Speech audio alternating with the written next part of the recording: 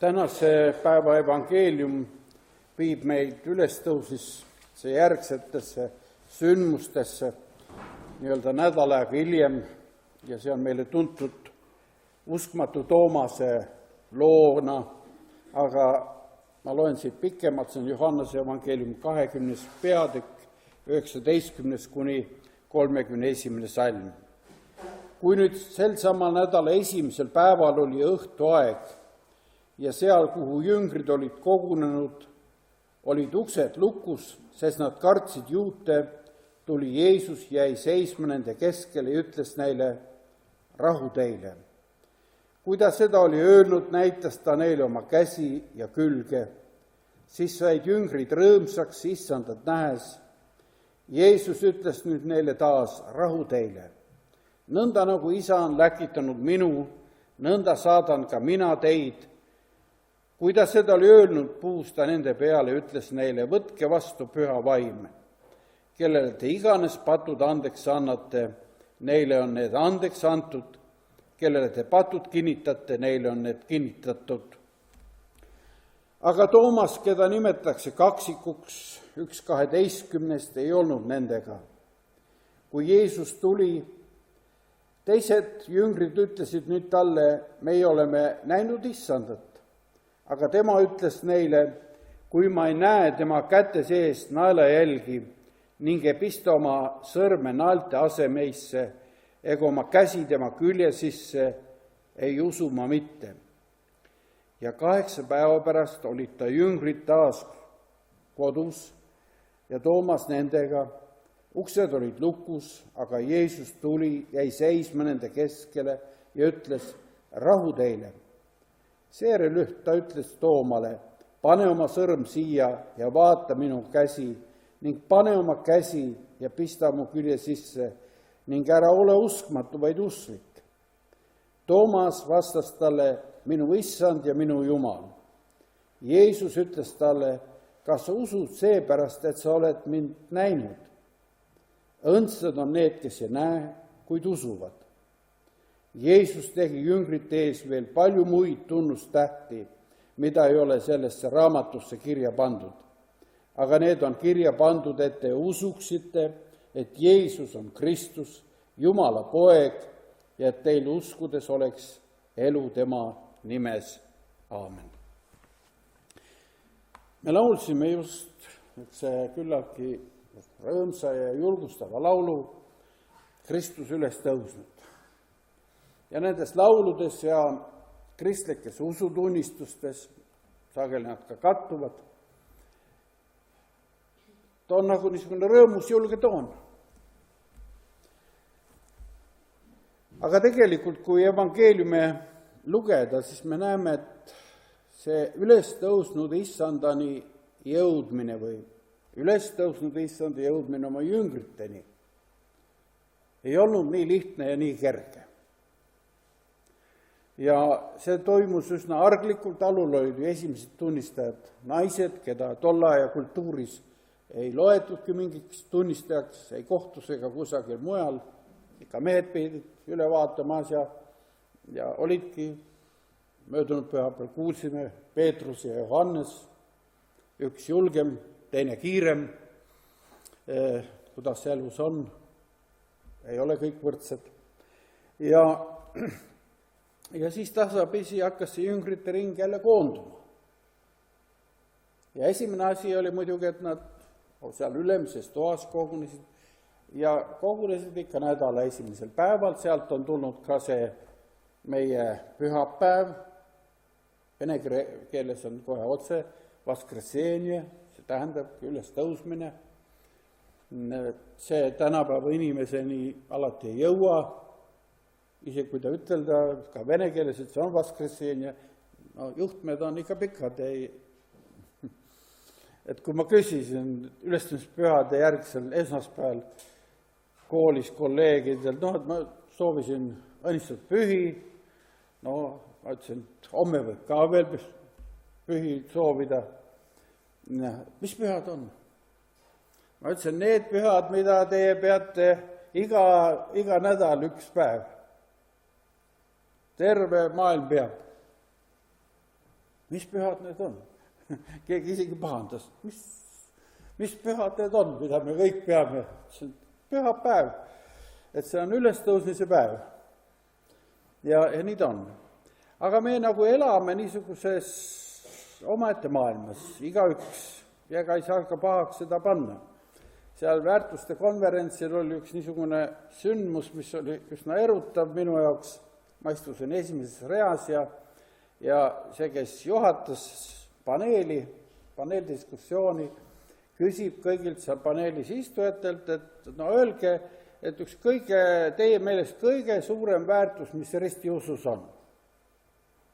Kõige positiivsem. Aga seal paneelis istus ka Vseviov.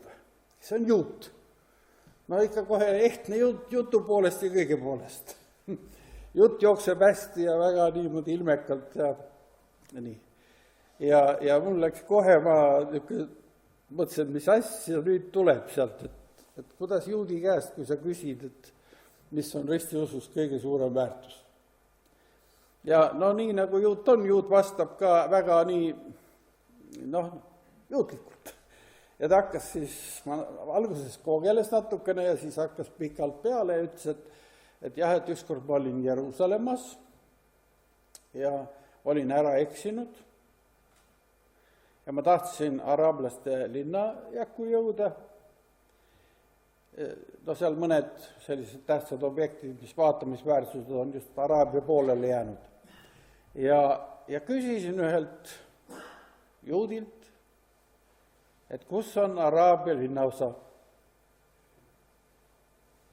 Ja see juut vastas talle, et tema ei tea. Tema ei tea, kus Jeruusalemmas on Araabia linnaosa. Ja siis ta ütles, et talle tundus, et see on niisugune nagu vihkamine või et ta tahagi teada, kus Araabia linnaosa on või et see tuleb sellest. Aga kui ta uuesti küsis, et kas te teate, kus Araabia linnaosa on, siis see juut ütles ka tõsiselt, et ei, ma tõesti ei tea.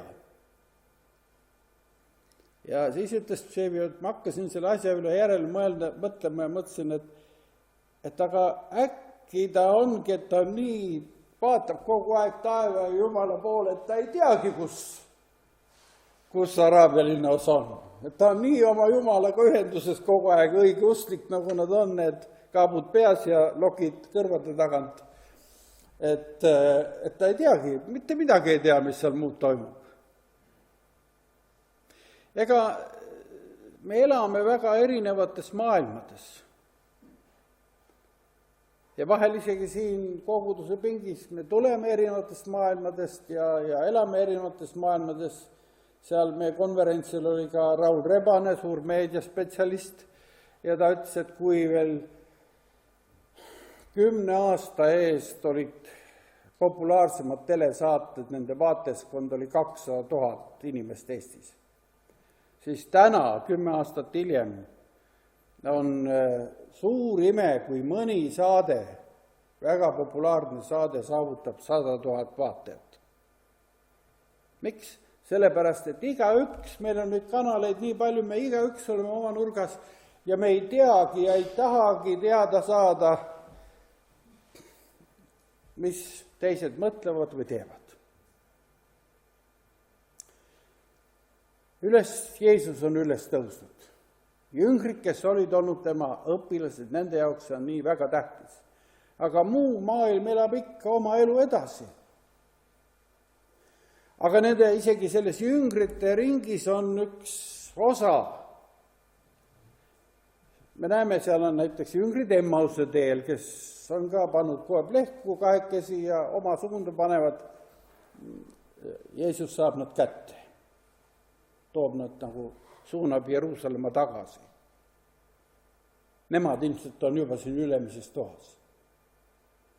Aga need jüngrid, kes olid niimoodi jahmunud sellest, mis oli toimunud, oma õpetaja risti löömisest, kannatusest ja nüüd veel takkotsa jutud ülestõusmisest, et nad olid nii harali, et kui Jeesus nende keskele ilmub, siis ta 2 korral panid tähele ja ütles, et rahu teile. No see on rahu tervitus. Shalom. Rahu teile. Ta nagu püüab neid rahustada. Aga seal on Toomas, kellega on üldse raske lugu. Ja temal ta kuidagi ei usu seda, mis teised on rääkinud. Siin isegi oli öeldud, et teised rääkisid talle ja teised ütlesid, meie oleme näinud issandat. Aga tema ütles neile, kui ma ei näe tema käte sees naelajälgi ning ei pista oma sõrme naelte asemeisse ega oma kätt tema külje sisse, ei usu ma mitte.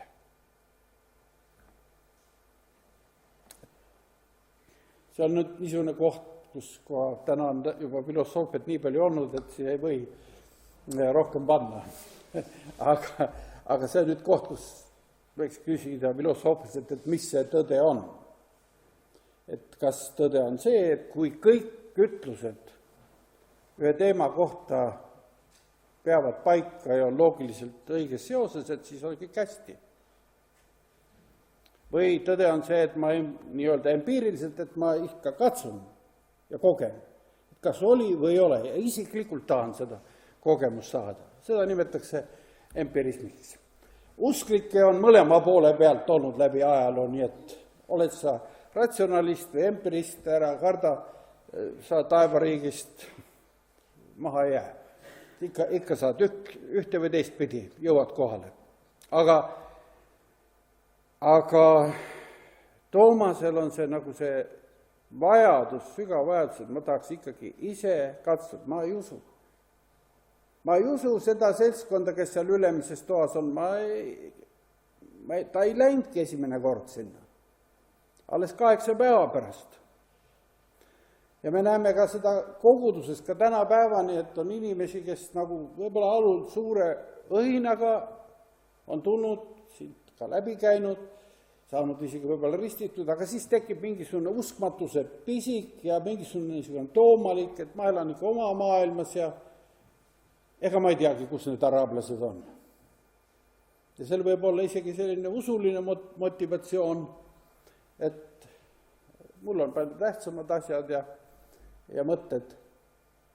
Aga Toomas siiski, ta ikkagi tuleb. Uksed on lukus, kartus on suur, väike grupp. Ja uskumata asi, sellest samast kartikust, väiksest grupist kasvab välja suur maailmareligioon. Täna on 2,4 miljardit inimest.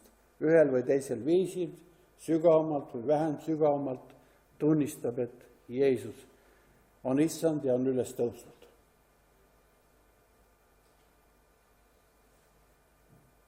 Isegi muhameedlased ütlevad, et ta võeti taeva.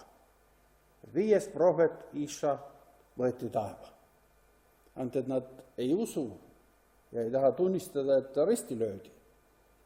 Nad ütlevad, et asendati, Jumal asendas ta kellegi teisega, et see ei saa ju tõsi olla, et prohvet kannatab. Inimestel on oma arvamused, aga see hetk tuli ja Toomas on seal jüngrite keskel. Mis mõtted, mis tunded tal on, aga ka temal öeldakse rahu teile. Ma kujutan seda täiesti ette. Klassiruumis, kus on väga palju rahutust. Või õpetaja ütleb, olge nüüd rahulikud, et ärge nüüd pabistage. Eriti enne eksameid on, et õpilased tahavad ärevaks. Õpetaja, mida te küsite, mis see on, siis on nii, et suur aktiivsus tekib. Enne mingit kontrolltööd. Mis küsimused ette tulevad? Ja mis sa ikka vastavad, et olge nüüd rahulikud. Te olete ju siin juba mitu kuud kuulnud sellest kõigest, et kõik, mis on räägitud, kõigeks olge valmis. Siis nad lähevad veel rohkem rahutuks.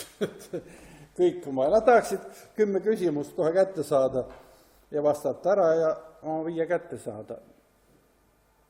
Rahu teile, olge rahulikud. Ja siis on veel üks ikkagi, et see on üks erakordne sündmus, need on esimesed ju Jeesuse ülestõusmise tunnistajad. Ja Jeesus teeb ju erandi. Pane oma sõrm siia ja vaata minu käsi ning pane oma käsi ja pista mu külje sisse ning ära ole uskmatu, vaid usklik.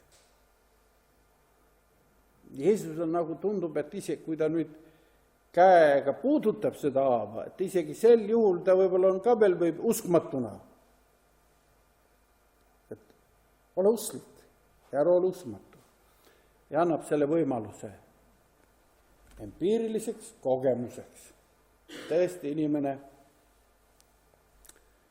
võib puudutada. Nüüd, kui me küsime endalt, et tegelikult neid erandeid läbi ristiusu ajaloo ja läbi sinu usu ajaloo, mis sul isiklikult on ju ka tulnud päris palju ette.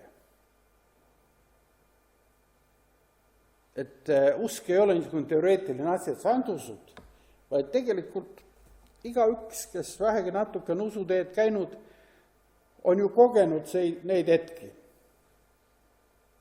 kus me tõepoolest oleme eriti kannatuse ja rahutuse hetkedel, oleme tundnud, kuidas issand on meile nagu oma haavad avanud ja näidanud oma kohalolu.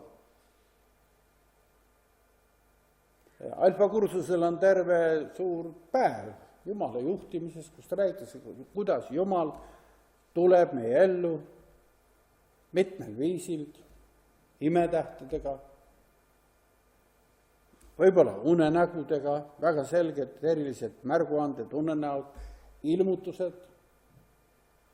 Mõni kuuleb lausa väga selge häälega Jumala häält, ütlevad kriitilisel hetkel, mine nüüd siit ära, mine sinna. Hoia selle õnnetuse eest. Need on nii palju niisuguseid konkreetseid asju meie elus. Kui me need kõik kokku nopime, siis me saame selle kogemuse, ütleme, et ega siin Jumalat ei olegi vaja kuskilt kaugelt otsida. Ma kolmapäeval rääkisin seda, siin ka võin ütelda, et lihtsalt koolis tuli niisugune olukord üks teema, mida ette kannavad lapsed, on elu mõtte ristiusus. Seal on teised teevad ka, elu mõtte budismis ja elu mõtte islamis ja me arutame kõige üle, aga võt, see nüüd minule kõige lähem. Huvitav kuulata. Kuskilt nad olid, mõlemad lapsed olid copy-paste'i teinud ilmselt oma ettekande jaoks ja algavad mõlemad, et kristlase elu mõte on Jumalat otsida.